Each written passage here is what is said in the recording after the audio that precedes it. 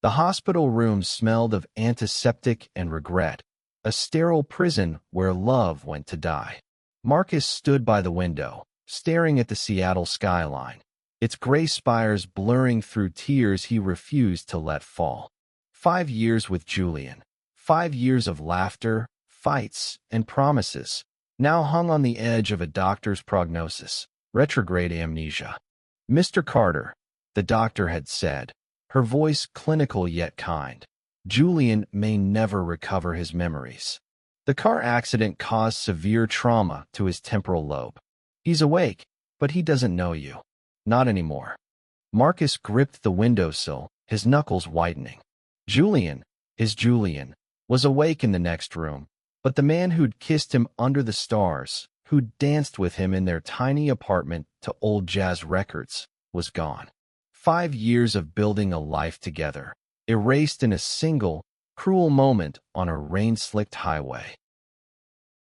He forced himself to walk to Julian's room, each step heavier than the last.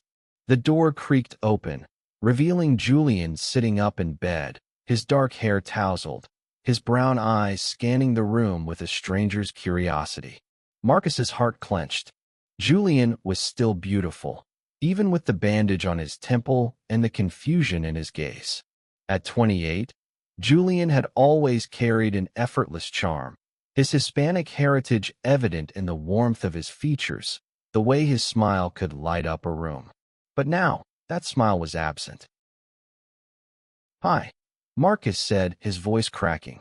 He was 29, broad-shouldered, with skin the color of rich coffee and a presence that usually commanded attention. Today he felt small. "I'm Marcus, your partner." Julian blinked, his expression polite but distant. "I'm sorry, I don't remember you." The words were a knife, twisting in Marcus's chest. He wanted to scream, to shake Julian until the memories came flooding back.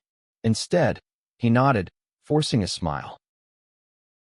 "That's okay," Marcus lied. "We'll figure it out." Their story began 5 years ago in a crowded Portland coffee shop, where Marcus, then a struggling graphic designer, spilled his latte on Julian's sketchbook. Julian, an aspiring chef with dreams bigger than his bank account, had laughed it off, his eyes crinkling with mischief. "You owe me a new sketchbook," he'd said, "or at least a date to make up for it." Marcus, usually reserved, had been disarmed by Julian's warmth. That date turned into a second, then a third, and soon they were inseparable. They'd built a life together, first in Portland, then Seattle. They'd weathered the storms of disapproving families. Marcus's father, a pastor, had called their love a sin. Julian's mother had pleaded for him to choose a normal life. But they'd fought for each other, carving out a sanctuary in their shared apartment, filled with Julian's half-finished paintings and Marcus's late-night design projects. They dreamed of opening a restaurant together, Julian's recipes paired with Marcus's branding genius. They'd been unstoppable until the accident. Now, Marcus sat across from Julian in the hospital room, trying to bridge the chasm between them. "You love spicy food," he said, grasping for something to anchor them. "You make this amazing mole sauce. It takes hours, but you say it's worth it." Julian frowned, his fingers tracing the edge of his hospital blanket. "I don't know what that is."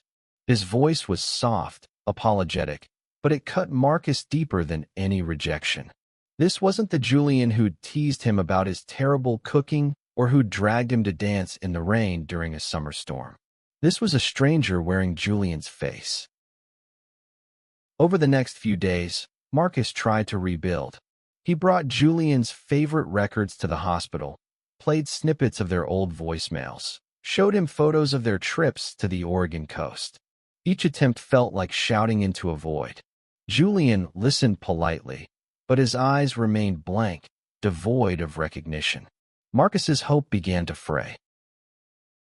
One evening, as rain pattered against the hospital window, Julian spoke up. "You seem like a good guy, Marcus, but I don't feel anything. I don't know how to be the person you want me to be." Marcus's throat tightened. I don't want you to be anyone but you. But I'm not him, Julian said, his voice breaking. I'm not the guy you loved. The words hung in the air, heavy and final. Marcus wanted to argue, to say that love could conquer anything, but doubt gnawed at him. Was he fighting for Julian, or for the ghost of who Julian used to be? By the time Julian was discharged, Marcus had moved into a friend's spare room, giving Julian space to recover in their apartment. The distance was torture, but Marcus couldn't bear the emptiness in Julian's eyes when they were together. He threw himself into work, designing logos for clients he didn't care about, while his nights were haunted by memories of Julian's laugh, his touch, his whispered promises. He visited Julian daily, each time hoping for a spark of recognition.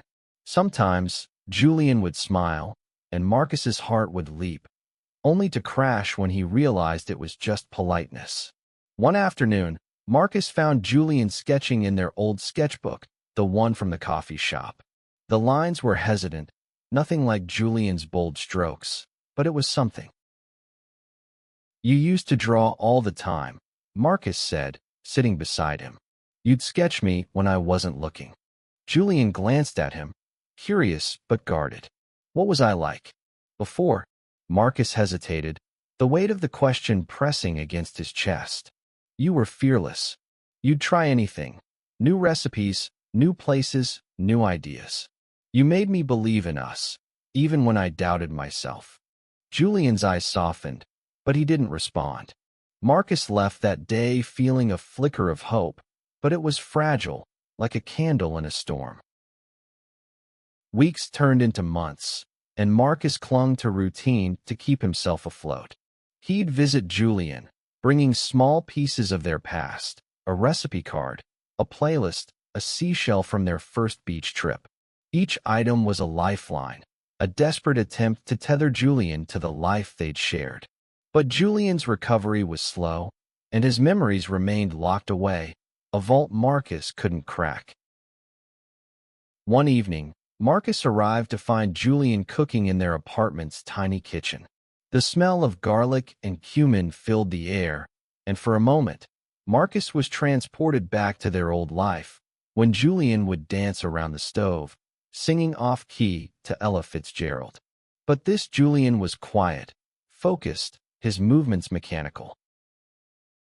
Smells good, Marcus said, forcing a smile. Julian glanced up, startled. Oh, thanks. I found a recipe online. Thought I'd try it. Marcus's heart sank. It wasn't their recipe, not the one Julian had perfected over years. Still, he stayed, helping chop vegetables, their hands brushing occasionally. Each touch was electric for Marcus, but Julian seemed oblivious, his focus on the cutting board. As they ate, Marcus tried to steer the conversation to their past. We used to cook together like this all the time, he said. You'd tell me stories about your abuela, how she taught you to make tamales. Julian nodded, but his eyes were distant.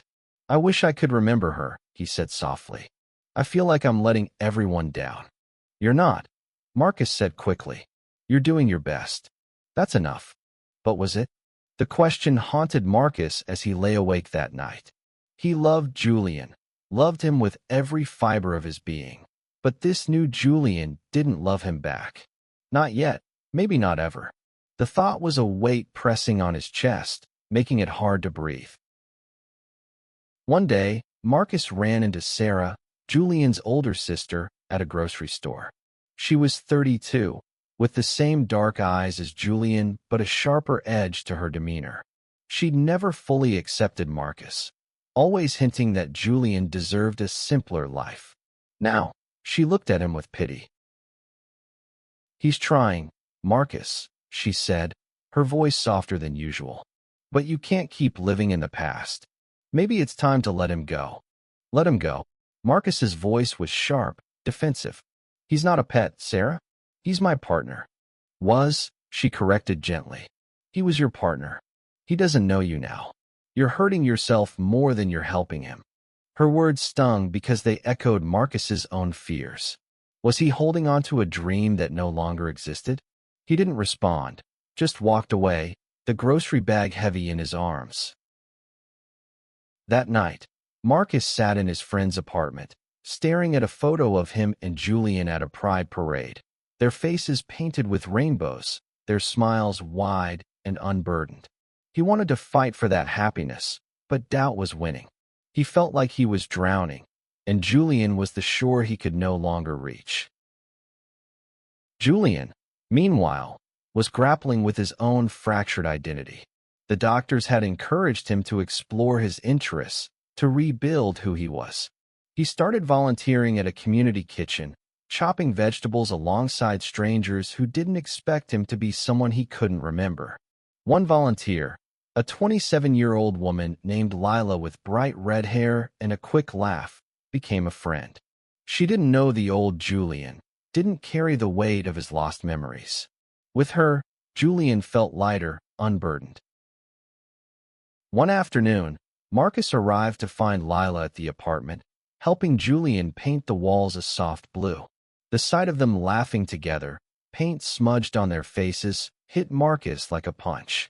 He excused himself, claiming a work emergency, and fled to the waterfront, where he sat on a bench and let the tears come. Was this jealousy? Grief? Both? Marcus didn't know. All he knew was that Julian was building a new life, one that didn't include him. The realization was a slow poison seeping into his bones. Marcus began to pull back. He visited less often, citing work, but the truth was he couldn't bear the growing distance between them. Julian noticed, his texts tentative. "Haven't seen you in a while. You okay?" Marcus would reply with short, vague messages, unable to articulate the storm inside him. One evening, Julian called. "Can we talk?" he asked, his voice nervous. In person, Marcus's heart raced as he drove to the apartment. Julian was waiting on the balcony, the Seattle skyline glittering behind him. He looked healthier, his skin glowing, but his eyes were uncertain. "I've been thinking," Julian said, leaning against the railing. "You've been trying so hard to help me remember, but I don't think I can. Not the way you want." Marcus's chest tightened. "I just want you to be happy." "I know," Julian said, his voice soft. "But I'm not sure I can be the person you loved. I'm different now. I don't know who I am, but I'm trying to figure it out. And I think I need to do that without you." The words were a tidal wave, crashing over Marcus. He wanted to argue, to beg, but he saw the resolve in Julian's eyes. This wasn't a rejection, it was Julian trying to find himself. And Marcus, despite the pain, loved him enough to let him try. "I'll always love you," Marcus said, his voice barely a whisper. "No matter who you become." Julian's eyes glistened, but he didn't respond. Marcus left, the door clicking shut behind him, a sound that echoed like a gunshot in his heart. Months passed, and Marcus threw himself into his work, designing a campaign for a local queer youth center. The project gave him purpose, a way to channel his pain into something meaningful. He saw Julian less and less, their interactions reduced to occasional texts, polite but distant. One day, Marcus received an invitation to an art gallery opening. Julian had started painting again, and his work was being featured. Marcus debated going, his heart warring with his head, but he couldn't stay away. He needed to see Julian, even if it hurt. The gallery was crowded, filled with vibrant paintings that bore traces of Julian's old style, but with a new, raw edge. Marcus found Julian across the room, laughing with Lila and a group of friends. He looked happy, free in a way Marcus hadn't seen since before the accident. Marcus's heart ached, but there was a strange peace in seeing Julian thrive. Julian spotted him and walked over, his smile genuine but cautious. "You came," he said. "Wouldn't miss it," Marcus replied, his voice steady despite the lump in his throat. "Your work, it's incredible." "Thanks," Julian said, glancing at his paintings. "I'm still figuring things out, but this feels right." They stood in silence for a moment, the weight of their shared history hanging between them. Then Julian spoke. "I'm sorry I couldn't be what you needed." Marcus shook his head. "You don't owe me an apology. You owe yourself a chance to live." Julian's eyes softened, and for a moment, Marcus thought he saw a flicker of the old Julian, the one who'd loved him fiercely. But it was gone as quickly as it came. Marcus left the gallery that night with a bittersweet ache in his chest. He'd lost Julian, but in a way, he'd also set him free. The love they'd shared wasn't gone. It lived in the memories Marcus carried, in the person he'd become because of Julian. But holding on to that love had nearly destroyed him, and letting go was the hardest, most human thing he'd ever done. He started therapy, something he'd resisted for years. The sessions were raw, painful, but they helped him untangle the grief from the love. He began to see that his worth wasn't tied to Julian's memory, that he could build a life of his own. He reconnected with friends, joined a hiking group, and even started dating again, though his heart wasn't fully in it. One spring day, Marcus hiked to a cliff overlooking the Pacific, the same cliff where he and Julian had once stood, hands clasped, dreaming of forever. The wind carried the scent of salt and freedom, and Marcus felt a quiet strength settle in his bones. He wasn't whole yet, but he was healing. Meanwhile, Julian was carving out his own path. His paintings gained recognition, and he opened a small cafe with Lila, serving dishes inspired by recipes he couldn't remember learning. He didn't know if they were his or someone else's, but they felt right. He thought of Marcus often, not with clarity, but with a vague warmth, like a half-remembered dream. One evening, Julian found an old sketchbook in a box of his things. Inside was a drawing of Marcus, his smile captured in bold, confident lines. Julian didn't remember drawing it, but he felt a pang of something, gratitude, maybe, or love. He kept the sketchbook on his shelf, a quiet nod to the life he'd lost and the man who'd loved him through it. Years later, Marcus stood at the same cliff, now with a new partner, a quiet man named Ethan who loved poetry and made Marcus laugh. They weren't Julian, but they didn't need to be. Marcus had learned that love wasn't about possession or perfection. It was about showing up, even when it hurt, and letting go when it was time. As the sun dipped below the horizon, Marcus thought of Julian, hoping he was happy, hoping he'd found himself. The pain of their story had shaped him, but it no longer defined him. He'd loved Julian for 5 years, fought for him with everything he had, but in the end, he'd found the strength to love himself, too. And that, he realized, was the truest victory of all.